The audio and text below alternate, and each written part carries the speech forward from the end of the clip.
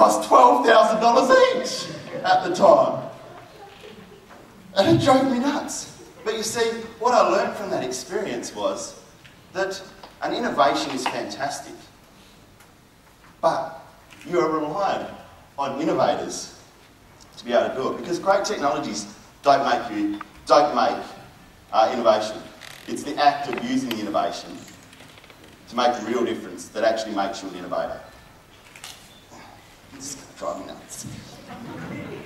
And you know, Microsoft have figured this out. Right? They're not silly. This is why they have the partners in the learning program. 114 countries, someone said 119 this morning. I got this off the internet, so I'm sorry if it's wrong. 8.8 million teachers and 198 million students. This isn't done by accident. This is done because they understand that they have great ideas for innovation, right? Great ideas to make a difference. But the only way that that can be done is through the creation and partnership with innovative, inspired, exceptional educators. I shouldn't have had so many clicks. But you know, being innovative, it's not enough. It's a strange thing to say to the innovation gurus that are standing in front of me. But it's not enough. Because you actually need to be mad. Now, people say that I'm mad all the time. It's not always in a good way. But what I mean by mad is make a difference. And so, I want to share a little bit with you today quickly about how to become mad. And I hope you don't go crazy for the rest of the week. I'm talking about make a difference. Or if you're already mad, I want to talk to you about how you can scale that up and out to places where it matters the most. Because what I have in front of me here today is an opportunity. It's an opportunity to talk to a remarkable bunch of innovative educators that are doing some fantastic stuff in partnership with one of the greatest companies in the world. And I want to talk to you about how you can take your ideas and scale them up to make a difference in the places that matters the most. So first, I think you need to understand the needs of the 21st century learner. For me, this is what they are. People talk a lot about some of the skills. I believe that the 21st century learner needs critical thinking. They need problem solving. They need collaboration. And that collaboration we saw this morning from Mark, what a great opportunity when you can start collaborating with people across the world at ease. Students want this. They want to connect. This is why social media is such a huge phenomenon. They want that collaboration. They want agility, initiative, and they want it to be personalised. Educators in the room, not standardised. Personalised learning. They need it to actually reach them. They need imagination. Above all, just about, they need creativity, the opportunity to create. They need that connectedness, absolutely resilience, and autonomy. And by autonomy, I mean the ability to create, the opportunity to create. This is what they want. This is why we have all these things where people get online now and create them for free. Because there's an innate human desire to create something that's of value to somebody else, to give something that's worthwhile. So I think that's the first thing that you need to do. You need to understand. And for many of you, you have many other things that you think are the needs of the 21st century learner. And as educators, you need to develop them in your context, in your countries. That's what I think they are, from my experience, working with Indigenous people in Australia. Most of all, they want this. And I don't believe this is to one organisation or to one school or one country. I believe that everybody wants purpose. I believe that every culture in the country, in the world, across the globe, wants to have something that they do that contributes to the lives of others that others can appreciate. They want purpose. For me, it's the reason why things like welfare are such a destructive force in our world. Because we've taken away the purpose of people.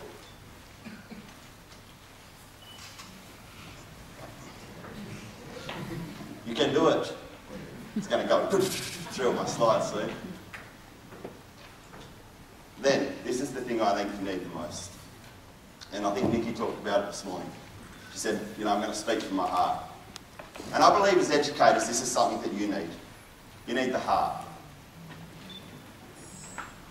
You as an educator, if you're going to be a great, innovative educator that makes a real difference, you need to be purpose-driven. And this is the first thing that you need to have.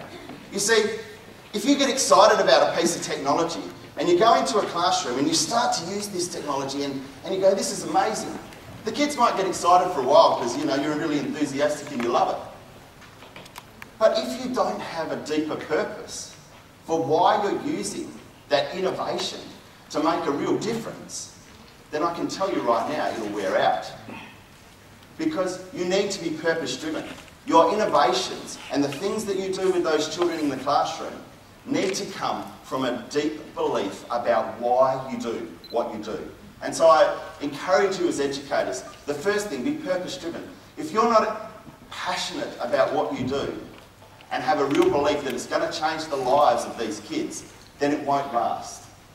I think you need to be optimistic, resilient. If you're a teacher in the room, you know you need to be resilient, right? When you've got 32 kids in the classroom, I remember my first classroom I walked in, there was 23 boys and 9 girls. They'd gone through 5 teachers in a year and a half. And I walked in, and the first kid walked up to me, was the same size as me, big Indigenous boy, and he walked up and he said, "Who are you and what do you want?" And I put my hand on his shoulder, and I made a choice right there, and I said, "Mate, I want to change your life." Because that's what I believe teaching does. So it takes confidence and courage as well. And I think that if you don't have your heart right as an educator, then all the other things that you try, all the other programs, all the other wonderful things won't make a difference. You've got to have this set first. Put your heart right first.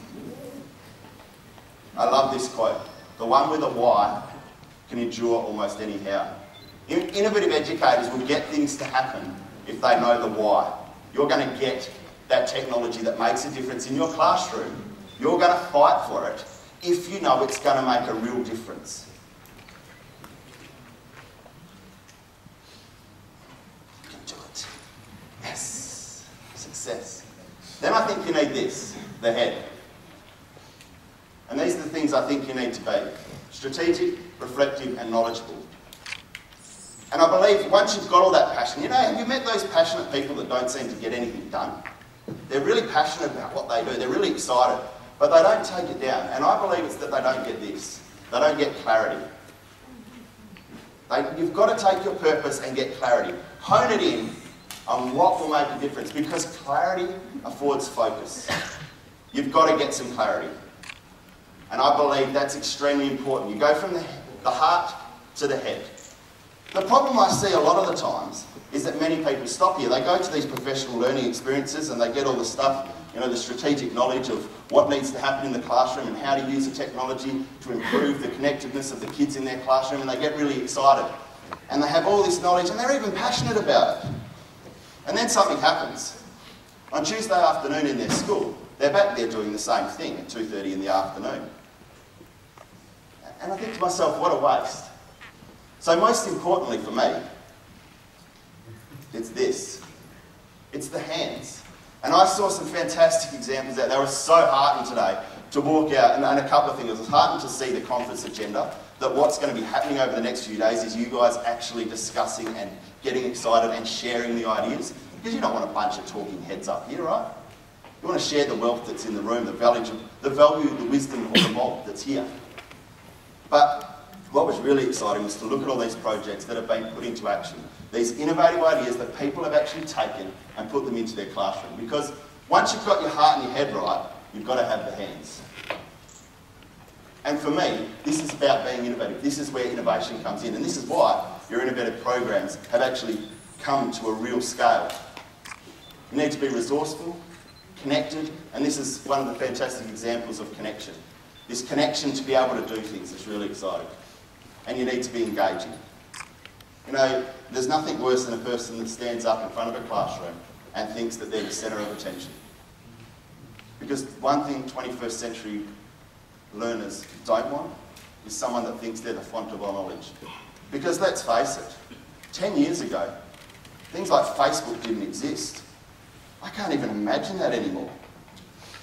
Things are changing so rapidly. If you're a teacher standing up there thinking that you know, and you're telling them that you know the answers, you are failing those kids. Because it's those kids that need to drive their own learning. They know what they need to want. You need to give them purpose. You need to give them the passion for learning. Because when everything else is stripped away, all they've got is themselves.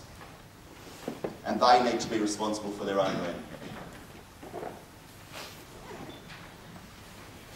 And I believe this is something really important to teach kids, but also educators. Every accomplishment